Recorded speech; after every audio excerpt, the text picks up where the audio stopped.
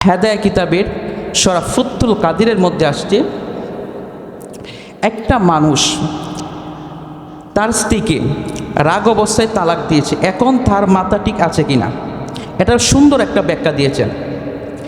যদি তার মাথা ঠিক নাই থাকে তাহলে সে চিনল কীভাবে সে যে এটা তার স্ত্রী?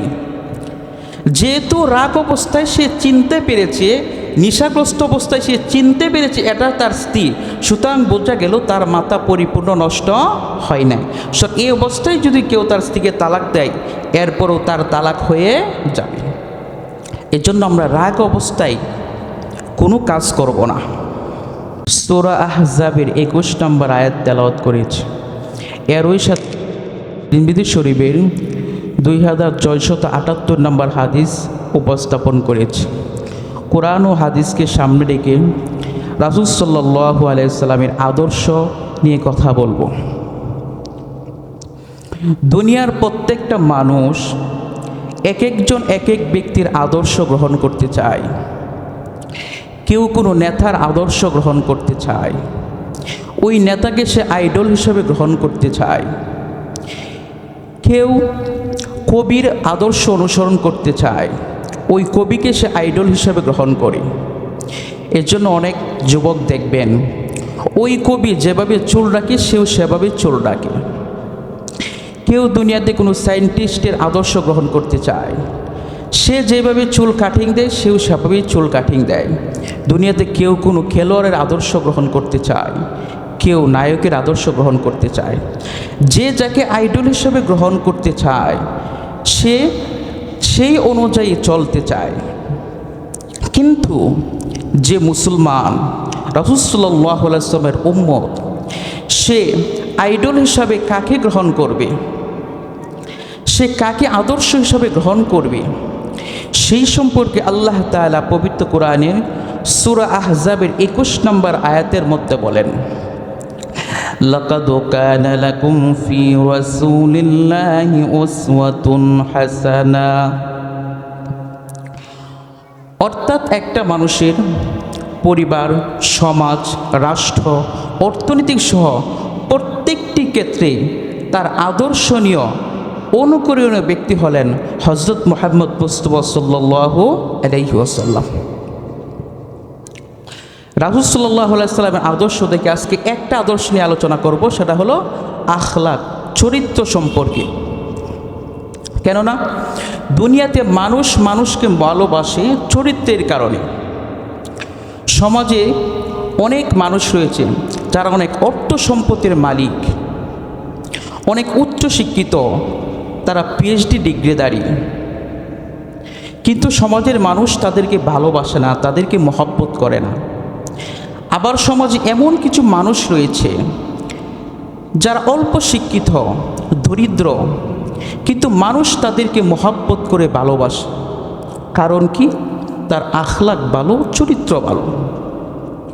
তাহলে আমরা বুঝতে পারলাম সমাজে মানুষ মানুষকে ভালোবাসে, মানুষ মানুষকে মহব্বত করে একটা কারণে, সেটা হলো তার আখলাক, তার চরিত্রের কারণে।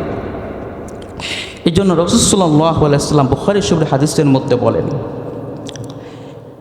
3559 নম্বর হাদিস, وعن أبي هريرة رضي الله تعالى عنه أنه قال قال رسول الله صلى الله عليه وسلم إن من خياركم أحسنكم أخلاقا رواه البخاري। হযরত আবু হুরায়রা রাদিয়াল্লাহু তাআলা আনহু হতে বর্ণিত, আল্লাহ রাসূল সাল্লাল্লাহু আলাইহি ওয়াসাল্লাম বলেন, তোমাদের মধ্যে উত্তম হলো ওই ব্যক্তি যার আখলাক, চরিত্র হলো উত্তম।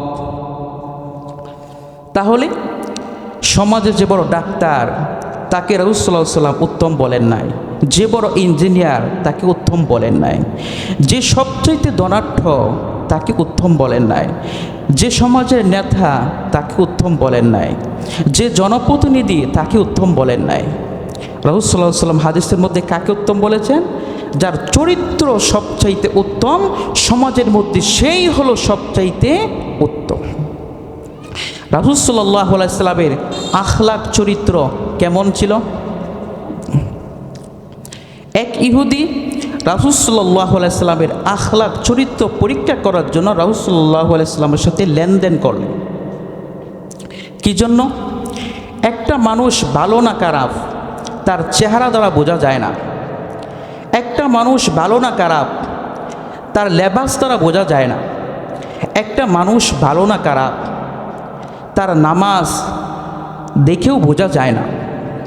একটা মানুষের প্রকৃত ভালো না খারাপ তার চরিত্র তখনই পরিস্ফুটিত হয় যখন তার লেনদেন ভালো থাকে। যার লেনদেন ভালো থাকে তার চরিত্র ভালো, যার লেনদেন ভালো না থাকে তার চরিত্র ভালো থাকে না। এক ইহুদি আল্লাহ রাসূল সাল্লাল্লাহু আলাইহি ওয়াসাল্লামের সাথে তিনি লেনদেন করলেন। সেটা হলো বায়ে সলম। বায়ে সলম বলা হয় টাকা আগে দেওয়া, পণ্য পরে দেওয়া। ইহুদি রাসূল সাল্লাল্লাহু আলাইহি ওয়াসাল্লামকে অগ্রিম তিনি কিছু টাকা দিলেন আর বললেন, 1 সপ্তাহ পর আমি আপনার কাছে খেজুর নিয়ে যাব। 1 সপ্তাহ শেষ হওয়ার পূর্বেই ইহুদি রাসূল সাল্লাল্লাহু আলাইহি ওয়াসাল্লাম একদিন তিনি বাজারের মধ্যে দাঁড়িয়েছেন। এমন সময় ইহুদি এসে রাসূল সাল্লাল্লাহু আলাইহি ওয়াসাল্লামের গলার চাদর ধরে এত দূরে টান দিলেন। সাথে দাঁড়ানো ছিল হযরতে উমর। উমর বলতেছে, হে ইহুদি, তুই রাসূলের সাথে তুই বেয়াদবি করেছিস। যদি রাসূল এখানে উপস্থিত না থাকতো আমি উমর তোর গর্দানটা আমি উড়াইয়া দিতাম। আল্লাহ রাসূল বলেন, হে উমর, ইহুদির সাথে তুমি কি জন্য খারাপ আচরণ করেছ? ইহুদি যদিও আমার সাথে অন্যায় করেছে, তার সাথে আমার চুক্তি ছিল 1 সপ্তাহ পর সে আমার কাছে খেজুর নিয়ে যাবে। কিন্তু 2-3 দিন শেষ হওয়ার পূর্বেই সে আমার কাছে খেজুর চাচ্ছে এবং জনসম্মুখে আমাকে লাঞ্ছিত করেছে, আমাকে অপমানিত করেছে। কিন্তু তারপরও তো পাওনাদারের সাথে কখনো খারাপ আচরণ করা যায় না। হে মর, তুমি যাও, যে পরিমাণ পাওনা সে আমার কাছে পায় সে পরিমাণ পাওনা তুমি তাকে দিয়ে দাও। তার সাথে যেহেতু খারাপ আচরণ করেছ সেই জন্য 20 দিরহাম খেজুর তাকে 20 সা খেজুর অর্থাৎ 70 কেজি খেজুর তুমি তাকে অতিরিক্ত দিয়ে দাও।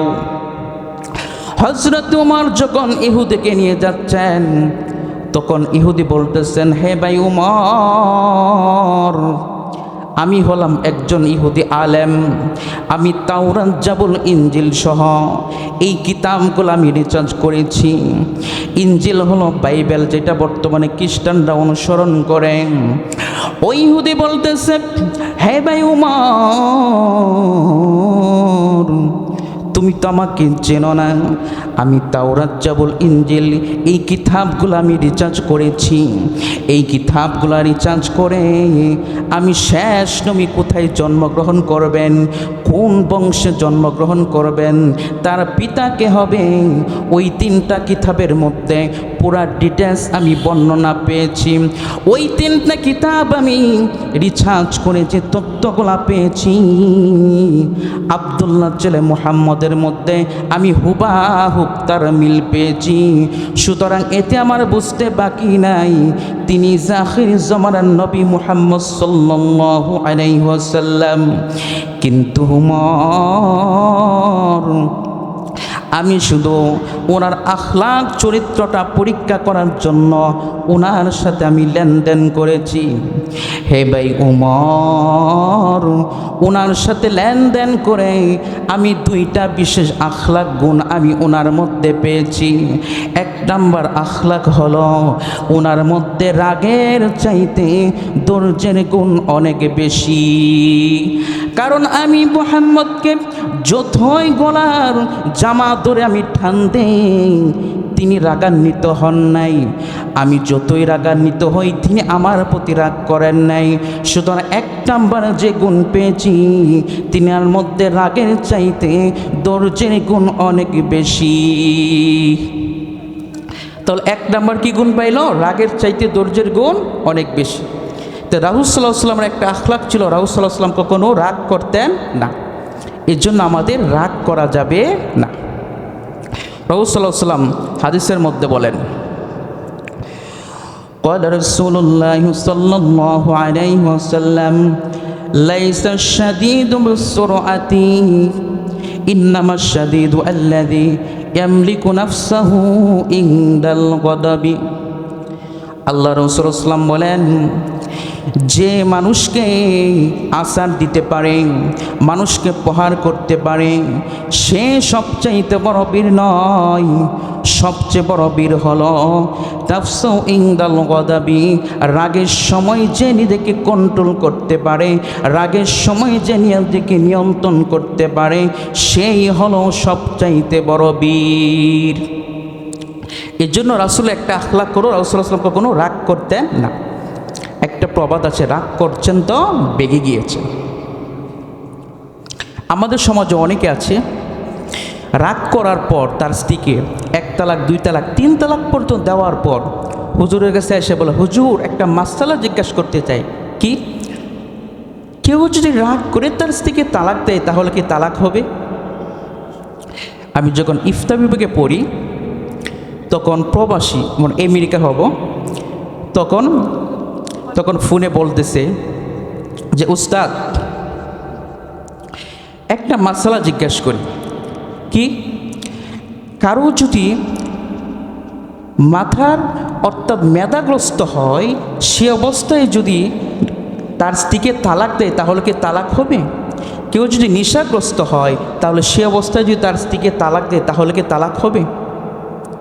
তখন হানাফি মাযহাবের সার নির্যাস যেটাকে বলা হয়, হেদায়া কিতাবের সূরা ফুতুল কাদিরের মধ্যে আসছে, একটা মানুষ তার স্ত্রীকে রাগ অবস্থায় তালাক দিয়েছে, এখন তার মাথা ঠিক আছে কিনা, এটার সুন্দর একটা ব্যাখ্যা দিয়েছেন।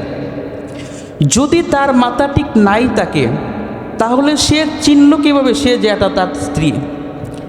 যেহেতু রাগ অবস্থায় সে চিনতে পেরেছে, নেশাগ্রস্ত অবস্থায় সে চিনতে পেরেছে এটা তার স্ত্রী, সুতরাং বোঝা গেল তার মাথা পরিপূর্ণ নষ্ট হয় নাই। এই অবস্থায় যদি কেউ তার স্ত্রীকে তালাক দেয় এরপরও তার তালাক হয়ে যাবে। এজন্য আমরা রাগ অবস্থায় কোনো কাজ করব না। রাগ আসলে কি করব? আল্লাহ রাসূল সাল্লাল্লাহু আলাইহি ওয়াসাল্লাম সহিহ হাদিসের মধ্যে বলেন, ইন্নাল গদাবা মিনাশ শাইতান, রাগ আসে শয়তানের পক্ষ থেকে। ওয়া ইন্নাশ শাইতানা খুলিকা মিনান নার, আর শয়তানকে সৃষ্টি করা হয়েছে আগুন দ্বারা। সুতরাং তোমাদের কারো যখন রাগ আসে ফালে এত তখন তোমরা ওযু করবে, তাহলে তোমাদের রাগ চলে যাবে। তাহলে রাসূলের 1 নম্বর আখলাক ছিল রাসূল সাল্লাল্লাহু আলাইহি ওয়াসাল্লাম কখনো রাগ করতেন না। 2 নম্বর রাসূল সাল্লাল্লাহু আলাইহি ওয়াসাল্লামের মধ্যে যে আখলাকটা হতে পেয়েছো সেটা রাসূল সাল্লাল্লাহু আলাইহি ওয়াসাল্লাম ছিল অনেক ধৈর্যশীল। এজন্য আমাদের অনেক ধৈর্যশীল হতে হবে। আল্লাহ তাআলা পবিত্র কোরআনের মধ্যে বলেন, ইয়া আইয়ুহাল্লাযীনা আমানুস্তাঈনু বিস-সাবরি ওয়াস-সালাহ ইন্নাল্লাহা মা'আস-সাবিরিন।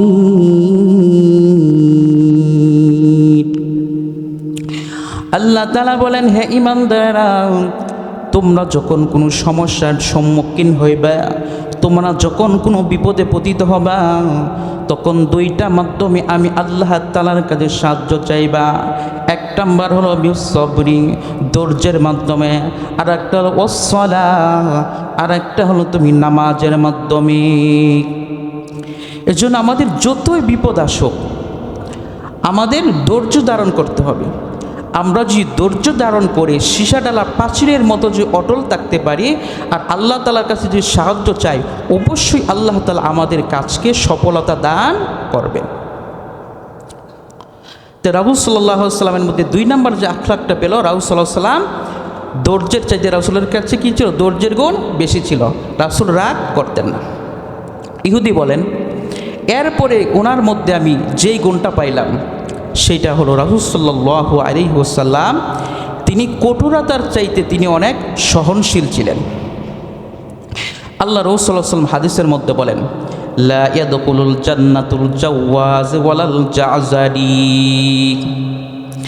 জাওয়াজ এবং জাযারি ব্যক্তি কখনো জান্নাতে প্রবেশ করবে না। জাওয়াজ বলা হয় ফাজ্জুল গালিজ, যে দুশ্চরিত্রের লোক, যার চরিত্র ভালো না, ওই ব্যক্তিও কখনো জান্নাতে প্রবেশ করবে না। ওয়াল জাযারি, জাযারি বলা হয় ওয়ালিজুল ফাজ, যে মানুষের সাথে কঠোরতা করে। সমাজের মধ্যে অনেক মানুষ দেখবেন হঠাৎ করে অনেক অর্থবিত্তর মালিক হয়ে গিয়েছে অথবা কোনো ক্ষমতার চেড়ে বসে গিয়েছে, তখন সে মানুষকে আর মানুষ মনে করে না, তখন মানুষকে আর তার চোখে বাসে না, তখন মানুষের সাথে দমকের সুরে কথা বলে, মানুষের সাথে খারাপ আচরণ করে। এরকম লোক সমাজে আছে কি নাই? রাসূল সাল্লাল্লাহু আলাইহি ওয়াসাল্লাম বলেন, আল জাযারি, যারা মানুষের সাথে কঠোরতা করে, দমকের সুরে কথা বলে, কথায় কথায় মানুষকে ধমক দেয়, দম্ভ অহংকারের সাথে চলে, রাসূল বলেন ওই জাযারি ব্যক্তিও জান্নাতে প্রবেশ করবে না। তাহলে রাসূল সাল্লাল্লাহু আলাইহি ওয়াসাল্লামের মধ্যে ইহুদি যেই গুণটা পাইলেন, রাসূল সাল্লাল্লাহু আলাইহি ওয়াসাল্লাম কী ছিলেন? সহনশীল ছিলেন। রাসূল সাল্লাল্লাহু আলাইহি ওয়াসাল্লাম কঠোরতা ছিলেন না। তাহলে ইহুদি রাসূল সাল্লাল্লাহু আলাইহি ওয়াসাল্লামের মধ্যে যেই গুণ ছিলেন, রাসূল সাল্লাল্লাহু আলাইহি ওয়াসাল্লাম কঠোরতার চাইতে রাসূল কী ছিলেন? তার মধ্যে সহনশীলতা অনেক বেশি ছিল। আল্লাহ রাসূল সাল্লাল্লাহু আলাইহি ওয়াসাল্লাম অন্য হাদিসের মধ্যে বলেন, ইউহিব্বুহুমুল্লাহ ওয়াল হিলমু ওয়াল আনাত। রাসূল সাল্লাল্লাহু আলাইহি ওয়াসাল্লাম বলেন আল্লাহ তাআলা দুইটা জিনিসকে সবচেয়ে বেশি ভালোবাসেন। এক নম্বর হলো ওয়াল হিলমু ওয়াল আনাত, যে ব্যক্তি মানুষের প্রতি সহনশীল হয়, আর ওয়াল আনাত, যে মানুষের প্রতি অল্প তুষ্টি হয়, অল্পতে যে সন্তুষ্টি অর্জন করে, অল্পতে যে সন্তুষ্ট থাকে, এই দুই প্রকারের লোককে আল্লাহ তাআলা ভালোবাসেন। তাহলে আমাদের মানুষের প্রতি কঠোরতা করা যাবে না, মানুষের প্রতি আমাদের সহনশীল হতে হবে। আখলাকের মাধ্যমে সমাজে মানুষ মানুষকে সম্মান করে, আর সেই আখলাক সবচাইতে বেশি ফুটে ওঠে মানুষের জবান দ্বারা। রাসূল সাল্লাল্লাহু আলাইহি ওয়াসাল্লাম হাদিসের মধ্যে বলেন, বুখারীর বর্ণনায় আসছে, ওয়ান সাহল ইবনে সাদ রাদিয়াল্লাহু তাআলা আনহু আন্নাহু ক্বাল قال رسول الله صلى الله عليه وسلم من يزمن لي ما بين لحييه وما بين رجليه أضمن له الجنة رواه البخاري।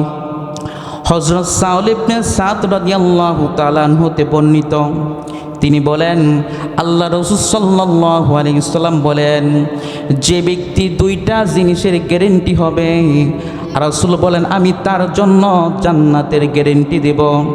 এক নাম্বার হলো মা বাইনা লাহইয়াইহি, যে ব্যক্তি তার দু চোয়াল, তার জিহ্বাকে হেফাজত করবে সকল অন্যায় কাজ থেকে, গুনাহ থেকে, রাসূল বলেন আমি তার জন্য জান্নাতের গ্যারেন্টি দিব।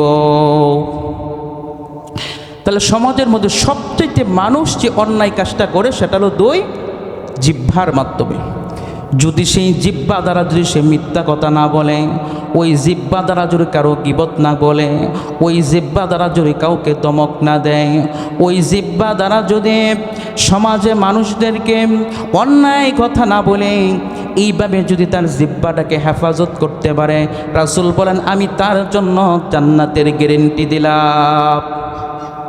তাহলে জিহ্বা দ্বারা মানুষ যে অন্যায় কাজ করে, এর কয়েকটি গুনার কথা বলবো।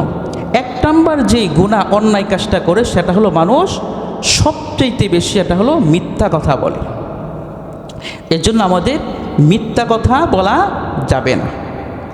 বুখারীর বর্ণনায় আসছে আল্লাহ রাসূল সাল্লাল্লাহু আলাইহি ওয়াসাল্লাম বলেন, ওয়া আব্দুল্লাহ ইবনে মাসউদ রাদিয়াল্লাহু তাআলা আনহু ক্বাল قال رسول الله صلى الله عليه وسلم عليكم بالصدق فإن الصدق يهدي إلى البر وإن البر يهدي إلى الجنة وما يزال الرجل يصدق ويتحرى الصدق حتى يكتب عند الله صديقا আব্দুল্লাহ ইবনে মাসউদ রাদিয়াল্লাহু তাআলা হতে বর্ণিত আল্লাহ রাসূল সাল্লাল্লাহু আলাইহি সাল্লাম বলেন, তোমরা সত্যের উপর অটল থাকো, সর্বদা সত্য কথা বলো, কেননা সত্য মানুষদেরকে ভালো কাজের দিকে নিয়ে যায় আর ভালো কাজ মানুষকে জান্নাতের দিকে নিয়ে যায়। যে ব্যক্তি সত্য কথা বলে, সত্য চিন্তা ভাবনা করে, আল্লাহ তাআলার কাছে তার নামটা সত্যবাদী হিসাবে লেখা হয়। কোনো মানুষ যদি সত্য কথা বলে, হকের উপর থাকে, তার উপরে কষ্ট আসবে, নির্যাতন আসবে, নিপীড়ন আসবে। এই সকল নির্যাতন নিপীড়নকে সহ্য করে যে ব্যক্তি সত্যের উপর থাকবে, সত্যের উপর অটল থাকবে, আল্লাহ তাআলা কুদরতিভাবে তাকে সাহায্য করবেন। কোনো মানুষ যদি সত্য কথা বলে, আল্লাহ তাআলা তাকে কি পরিমাণ সম্মান দান করেন। আল্লাহ তাআলা পবিত্র কোরআনের মধ্যে হযরতে লুকমান আলাইহিস সালাতু ওয়াস সালামের নামে একটা সূরা অবতীর্ণ করেছেন, যেই সূরার নাম হলো সূরা লুকমান। সেই লুকমান আলাইহিস সালাতু ওয়াস সালামকে আল্লাহ তাআলা কি পরিমাণ সম্মান দান করেন, যে কোরআনে তার নামে একটা সূরা অবতীর্ণ করেছেন। শুধু তাই নয়, লুকমান আলাইহিস সালাতু ওয়াস সালাম তার সন্তানকে যে নসিহতগুলা করেছেন, সেই নসিহতগুলা আল্লাহ তাআলা পবিত্র কোরআনের মধ্যে ওহীর মাধ্যমে লিপিবদ্ধ করে দিয়েছেন। লুকমান আলাইহিস সালাতু ওয়াস সালাম প্রাথমিক জীবনে তিনি একজন গোলাম ছিলেন, একজন কৃতদাস ছিলেন। তিনি ছাগল চড়াতেন। হযরতে লুকমানের সাথে থাকা এক গোলাম বলতেছে, লুকমান, তুমি তো আমার মতো গোলাম ছিলে, তুমি তো আমার সাথে জঙ্গলে ছাগল চড়াতে, কিন্তু তোমার মধ্যে কি এমন গুণ রয়েছে যেই গুণের কারণে তুমি যখন কথা বলো, দূর দূরান্ত থেকে মানুষ আসে তোমার কথাগুলো শ্রবণ করার জন্য। মুফাসসিরিনে কেরাম লুকমান আলাইহিস সালাতু ওয়াস সালামের প্রায় 60টা গুণ বর্ণনা করেন। তাফসিরে মারিফুল কোরআনে প্রায় 7 থেকে 10টা গুণ বর্ণনা করেন। তাফসির ইবনে কাসিরের মধ্যে 5টা গুণ বর্ণনা করেন। কিন্তু সকল মুফাসসিরিনে কেরাম একমত, লুকমান আলাইহিস সালাতু ওয়াস সালামের মধ্যে যে বিশেষ 2টা গুণ ছিল। এক নম্বর হলো লুকমান আলাইহিস সালাতু ওয়াস সালাম সর্বদা সত্য কথা বলতেন। হয়তো এই গুণের কারণেই আল্লাহ তাআলা লুকমান আলাইহিস সালাতু ওয়াস সালামকে এত সম্মানিত করেছেন। 2 নম্বর যেই গুণটা ছিল তার মধ্যে, তিনি অপ্রয়োজনীয় কোনো কাজ করতেন না, অপ্রয়োজনীয় কোনো কথা বলতেন না। এই 2টা গুণের কারণে আল্লাহ তাআলা তাকে এত মর্যাদা দান করেছেন। এর জন্য যে মুমিন হবে, যে আল্লাহওয়ালা হবে, তার মধ্যে প্রথম সেই গুণটা থাকবে, সে সর্বদা সত্য কথা বলবে এবং অপ্রয়োজনীয় কোনো কথাও বলবে না, অপ্রয়োজনীয় কোনো কাজ করবে না। কেন আল্লাহ তাআলা পবিত্র কোরআনের সূরাতুল মুমিনুনের মধ্যে মুমিনের 7টা গুণ বর্ণনা করেছেন। এর মধ্যে অন্যতম একটা গুণ হলো ওয়াল্লাযীনা হুম আনিল লাগুবি মুরিদুন। যারা মুমিন হবে, যারা আল্লাহওয়ালা হবে, তাদের মধ্যে অন্যতম একটা গুণ থাকবে, সে অনর্থক কথা এবং কাজ থেকে সে বিরত থাকবে। তাহলে আমরা জবান দ্বারা সবচাইতে যে অন্যায় কাজটা বলি সেটা হলো মিথ্যা কথা বলি। এজন্য আমাদের মিথ্যা কথা ছাড়তে হবে, সত্য কথা বলতে হবে। রাসূল সাল্লাল্লাহু আলাইহি ওয়াসাল্লাম হাদিসের পরবর্তী অংশে বলেন, ওয়া ইয়াকুম ওয়াল কিযব ফাইন্নাল কিযবা ইয়াহদি ইলাল ফুজুর ওয়া ইন্নাল ফুজুরা ইয়াহদি ইলান নার ওয়া মা ইয়াজালুর রাজুলু ইয়াকযিবু ওয়া ইয়াতাহাররাল কিযবা হাত্তা ইয়াকতুবু ইনদাল্লাহি কিযযাবা। তোমরা মিথ্যা থেকে বেঁচে থাকো, কেননা মিথ্যা মানুষদেরকে অন্যায় কাজের দিকে নিয়ে যায়, আর অন্যায় কাজ মানুষকে জাহান্নামের দিকে নিয়ে যায়। যে ব্যক্তি মিথ্যা কথা বলেন, যে ব্যক্তি মিথ্যা চিন্তা ভাবনা করে, আল্লাহ তাআলার কাছে তার নামটা মিথ্যাবাদী হিসাবে লেখা হয়। তাহলে আমাদের আখলাক হতে হবে, আমাদের সর্বদা সত্য কথা বলবো, মিথ্যা কথা পরিত্যাগ করব। আপনি যে একটা মিথ্যা কথা বলেন, ওই মিথ্যাকে ডাকার জন্য আরও 10টা মিথ্যা কথা বলতে হয়, ওই 10টা মিথ্যাকে ডাকার জন্য আরও 100টা মিথ্যা কথা বলতে হয়। আল্লাহ তাআলা পবিত্র কোরআনের মধ্যে বলেন, ইয়া আইয়ুহাল্লাযীনা আমানুত্তাকুল্লাহ ওয়া কুলু কওলান সাদীদা। হে ঈমানদারেরা, তোমরা যারা আল্লাহ তাআলাকে ভয় করো, ওয়া কুলু কাওলান সাদীদা, তোমরা সত্য কথা বলো। তাহলে আমরা এই জবান দ্বারা সবচাইতে যে গুনার কাজ করি সেটা হলো মিথ্যা কথা। আল্লাহ তাআলা যেন আমাদের সবাইকে সেই মিথ্যা থেকে হেফাজত করে, সকলে আমিন। সবচাইতে আরেকটা যে গুনাহ কাজ করি সেটা হলো একজন আরেকজনকে গালি দেওয়া। রাসূল সাল্লাল্লাহু আলাইহি ওয়াসাল্লাম হাদিসের মধ্যে বলেন, قال رسول الله صلى الله عليه وسلم سباب المسلم فسوق وقتاله كفر। রাসূল সাল্লাল্লাহু আলাইহি ওয়াসাল্লাম বলেন, মুসলমানদেরকে গালি দেওয়া হলো ফাসিকি কাজ, তাকে হত্যা করা হলো কুফরি কাজ। এজন্য মুসলমান কখনো গালি দিতে পারে না। আমরা যখন ঝগড়া করি তখন দেখা যায় একজন আরেকজনকে গালি দেয়, এই নয় সে তার মাকে বাবাকে নিয়েও পর্যন্ত গালি দেয়, ঠিক কিনা?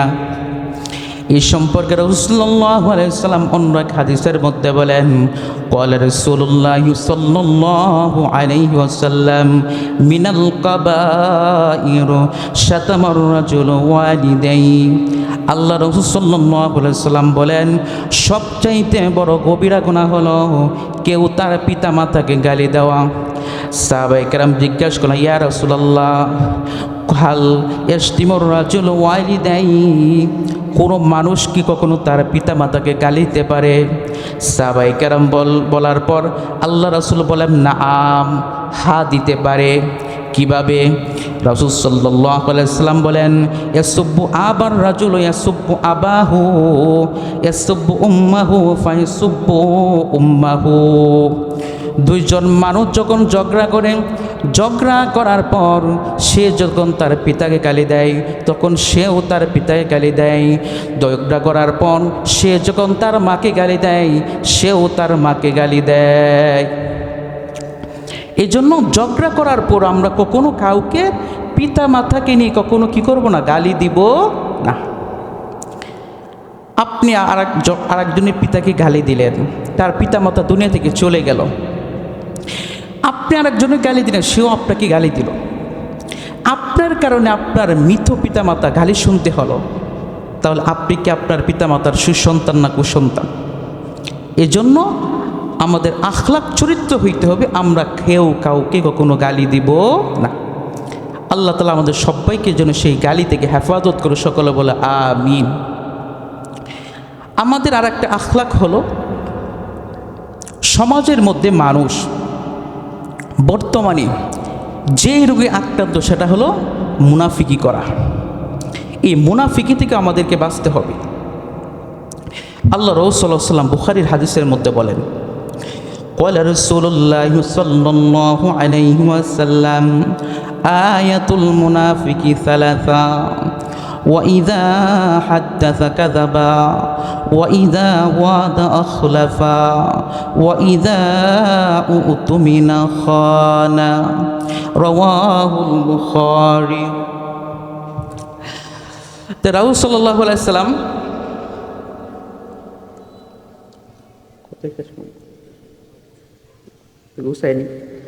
ঠিক আছে, আর 10 মিনিটের মধ্যে শেষ করি। তা রাসূলুল্লাহ সাল্লাল্লাহু আলাইহি ওয়াসাল্লাম হাদিসের মধ্যে বলেন মুনাফিকের আলামত হলো তিনটা। এক নাম্বার হলো যখন সে কথা বলে তখন সে মিথ্যা কথা বলে। দুই নাম্বার হলো যখন সে ওয়াদা করে তখন ওয়াদার খেলাফ করে। তিন নাম্বার হলো সে যখন তার কাছে আমানত রাখা হয় তখন সে আমানতের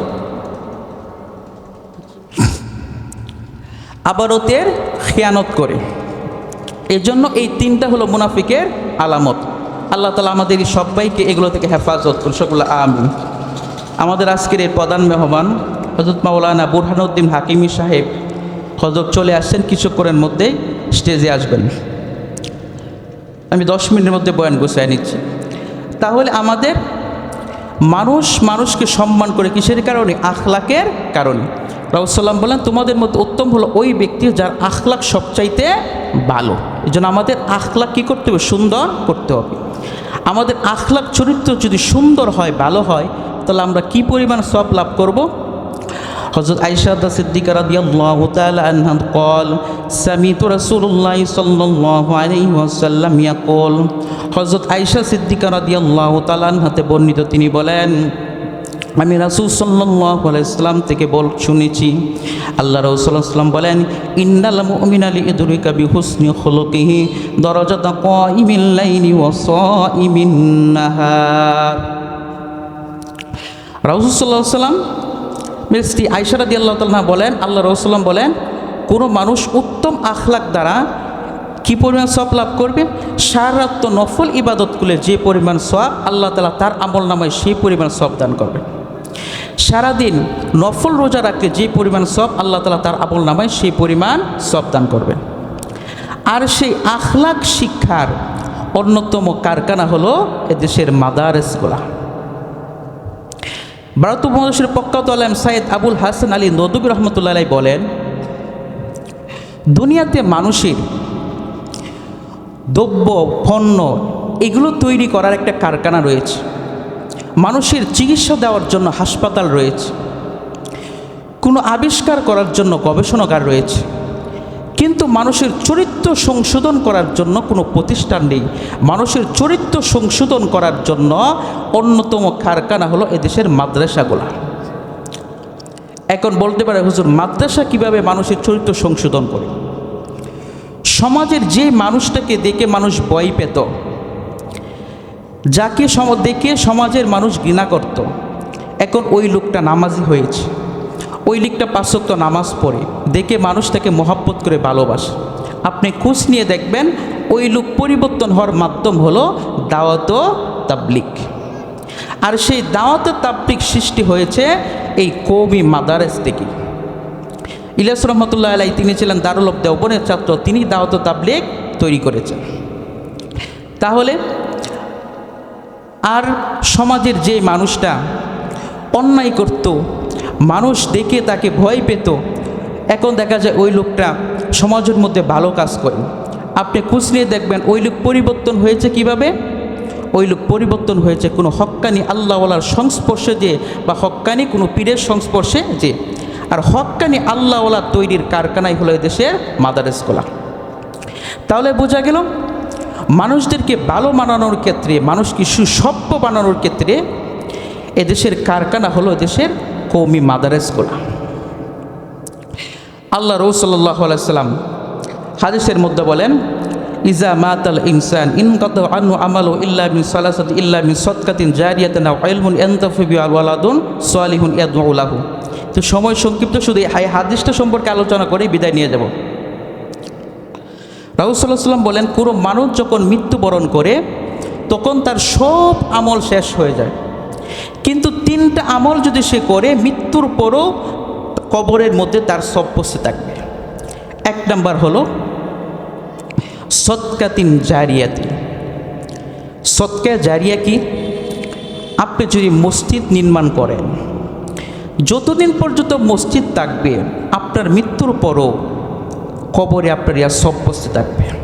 এই যে গাড্র আনসারিয়া ফুরকানিয়া হাফিজিয়া মাদ্রাসা যদি আপনি সাহায্য সহযোগিতা করেন, মাদ্রাসার সাথে যদি আপনি সম্পৃক্ত থাকেন, তাহলে আপনি দুনিয়া থেকে চলে যাবেন। চলে যাওয়ার পরও মৃত্যুর পরও কবরের মধ্যে আর সব আপনার বসে থাকবে। এটা হলো সদকায়ে জারিয়া। 2 নাম্বার হলো আল ইলমুন ইয়ানতাফিউ বিহি। এমন এলেম যে এলেমের দ্বারা উপকার হয়। যেমন আমি আলেম হয়েছি, আলেম হওয়ার পর আরও কয়েকজন ছাত্রকে আমি পড়াইলাম, উনি আরও কয়েকজনকে পড়াইল, এই এলেম। অর্থাৎ ছাত্রের ছাত্র কিয়ামত পর্যন্ত এই সিলসিলা থাকবে, মরার পরও তার কবরের মধ্যে তার সওয়াব বসতে থাকবে।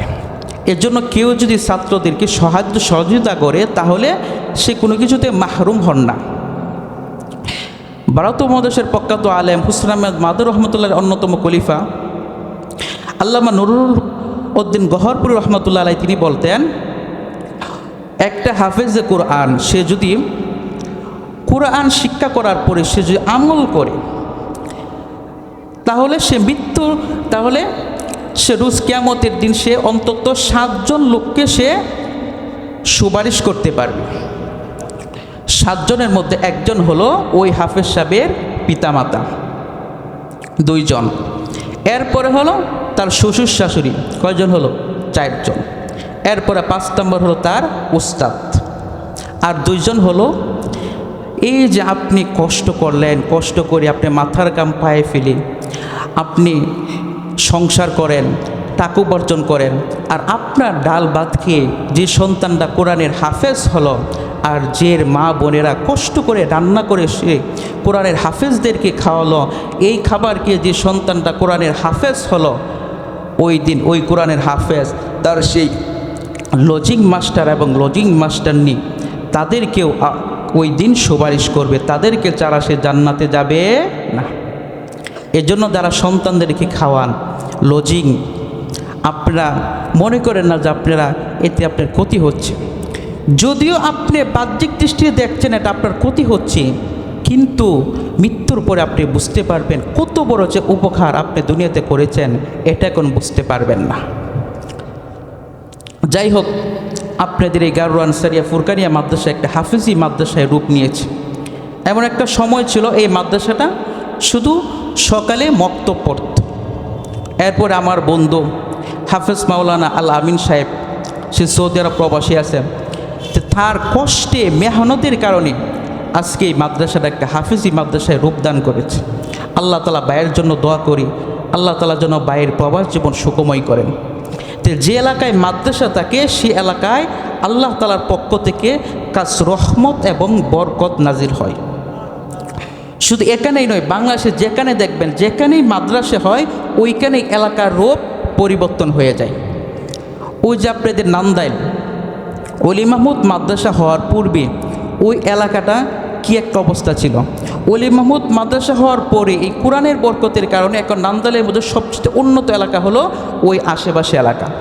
শুধু তাই নয়, বাংলাদেশের যাত্রাবাড়ি মাদ্রাসা থেকে শুরু করি, এমন একটা জায়গায় ছিল পুরো এলাকার ময়লা স্তূপ এনে ওই যাত্রাবাড়ি মাদ্রাসার মাঠে রাখত। কিন্তু এই মাদ্রাসা হওয়ার কারণে আল্লাহ তাআলা ওই পুরো এলাকার মধ্যে আল্লাহ তাআলা রূপ পরিবর্তন করে দিয়েছেন। এখন ওই এলাকার অনেক উন্নত হয়েছে। ওই ঢাকা বসুন্ধরা মাদ্রাসা, সর্বপ্রথম যখন বসুন্ধরা মাদ্রাসা করি তখন একটা চক ছিল, এই চকের মধ্যে আল্লামা আব্দুর রহমান রহমতুল্লাহ আলাই তিনি মাদ্রাসা করলেন। তো এই মাদ্রাসা করার পরে ওই বসুন্ধরা বাংলাদেশের মধ্যে এখন উল্লেখযোগ্য শহরে পরিণত হয়েছে। শুধু কয়টার কথা বলবো, এর জন্য যেখানেই মাদ্রাসা হয় এই মাদ্রাসার বরকতে আল্লাহ তাআলা পুরো এলাকার মধ্যে কাজ রহমত নাজিল করেন। এর জন্য আপনারা মাদ্রাসার সাথে সম্পৃক্ত থাকবেন। মাদ্রাসা যে এলাকায় থাকে ওই এলাকায় যে কীভাবে উন্নত হয়, ওই এলাকার মধ্যে কীভাবে যে কাজ রহমত নাজিল হয়, এটা আপনি আস্তে আস্তে আস্তে আস্তে যদি অনুভব করেন তাহলে বুঝতে পারবেন। তাহলে 3 নাম্বার যেটা বলছিলাম, 2 নাম্বার ওয়ালাদুন সালিহু ইলমুন ইয়ানতাফিউ বিহি আল ওয়ালাদুন সালিহু। 3 নাম্বার হলো যদি আপনি নেক সন্তান রেখে যাইতে পারেন মৃত্যুর পরে ওই সন্তান আপনার জন্য কি করবে?